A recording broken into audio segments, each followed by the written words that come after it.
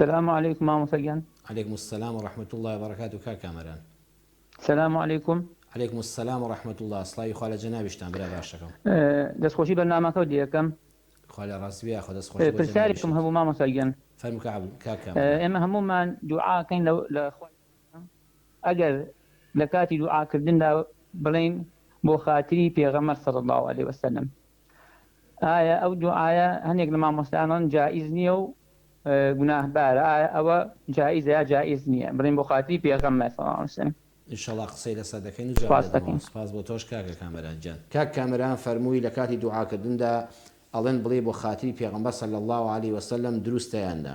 بەڕێزان کاکە کامران، زانایان بەشێکی زۆریان لەسەر ئەوەن کە بەڵێ دروستە، کە دروستە بڵێ خوای پەروەردگار لەبەر خاتری خۆشەویستی پێغەمبەرەکە صلی الله عليه وسلم، کە خۆشەویستی خوای پەروەردگار ذاتی الله سبحانه وتعالى و پێغەمبەری خاتم حەزەتی محەممەد صلی الله عليه وسلم، خاتەمی هەموو پێغەمبەران بەڕاستی یعنی بێ سنوورە، بەس خدا خۆی دەزانێت کە ئەو پێغەمبەرە ئەو ئازیزە کە ئەوەندە خۆشەویستە لای ئەو خوای پەروەردگارە. ئێمە چەندمان پێغەمبەر صلی الله عليه وسلم خۆش دەوێت. هەر کەسێک پێغەمبەری لە خۆی خۆشتر نەوێ، لە دایک و باوکی خۆشتر نەوێ، لە ماڵ و منداڵی خۆشتر نەوێ، لە سەرۆت و سامانی خۆشتر نەوێ، ئەبێ لە ئیمانی خۆی بترسێ، خەلەلی تێدا هەیە.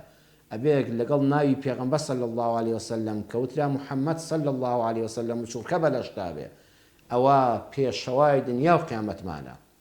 ئەو زاتە بەشێک لەو خۆشەویستەی کە خوای پەروەردگار بە محەممەدی مستەفای صلی الله عليه وسلم بەخشیوە گەیشتواتە دڵی ئێمە. بزانێ ئێمە چەندمان پێغەمبەر صلی الله عليه وسلم خۆش دەوێت، خۆش بە حاڵی ئەوەی خوا لەوانەمان حیساب کاکە لە قیامەتیشا بە شەفاعەتی ئەو پێغەمبەرە خۆشەویستە دەکەوین کە بە دیداری شاد دەبین، کەوا لە نزیکەوە دەیبینین کە بەدەستی مبارەکی ئاوی کەوسەر دەخۆینەوە. خوا لەوانەمان حیساب کا و ئەگە کردەوەکانیشمان شایانی ئەوەنە بن دڵمان پڕە لە خۆشەویستی پێغەمبەر صلی الله عليه وسلم.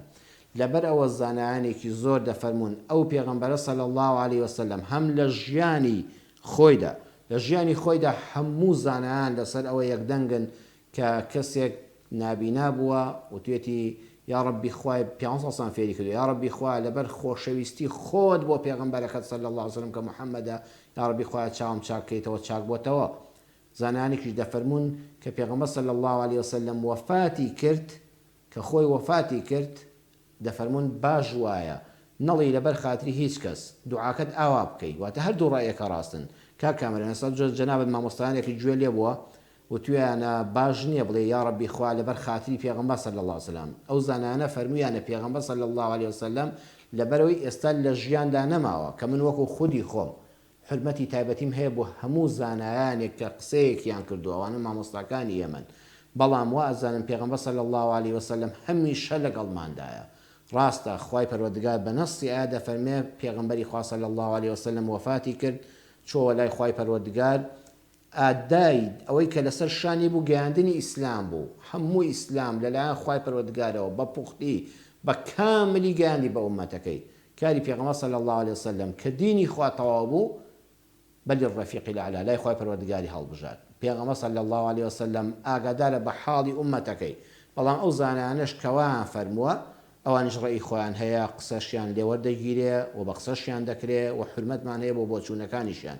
بەڵام ئەگەر کەسێک وەکو جەنابەت دڵی ئاوی دەخوادەوەتی یا ربی خوا بە خۆشەویستیت بۆ پێغەمبەر صلی الله عليه وسلم، خوا لەبەر خاتری خۆشەویستەکەت کە ڕەسوول الله صلی الله عليه وسلم خوا بێ بەهانا و هاوارمەوە، واللهی وا نازانم ئەمە نە شیرک بێ نە بیدعەت بێ لەگەڵ حرمەت و ڕێزیشم بۆ ئەو مامۆستایانش کە کەسێکی ژووتی من وا ناڵێم ئەویش کافر نەکەین، ئەویش نەڵێن نەعوذ بالله تۆ پێغەمبەرت خۆش ناوێت. کاکە تۆش ڕێی خۆت هەیە، تۆش قسەی خۆت هەیە.